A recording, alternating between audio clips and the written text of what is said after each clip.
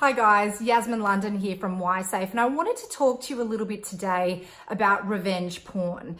If you've been watching the news, particularly if you are in WA, you'll know the story of Mitchell Brindley.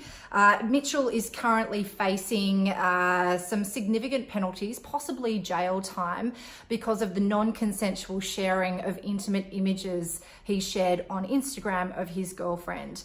Western Australia in the last 5 days has just brought in new legislation, which means that is obviously illegal, and penalties and fines are starting to come into play for people who break the law in this way. At the end of last year, there was some other legislation that came into play in Australia called the Enhancing Online Safety Non-Consensual Sharing of Intimate Images Bill. Really long sentence, but basically what it means is that you cannot do it. It is now illegal, and you'll be facing a range of different penalties if you break the law in that way.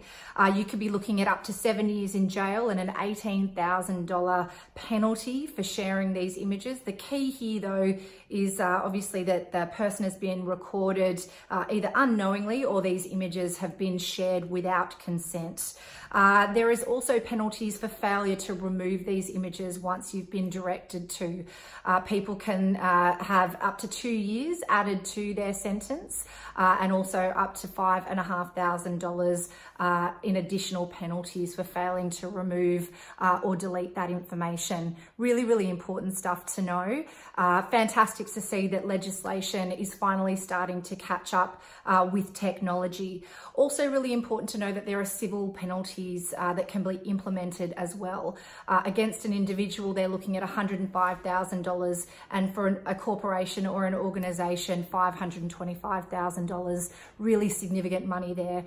Great to see that the legislation and the government is behind the protection of victims.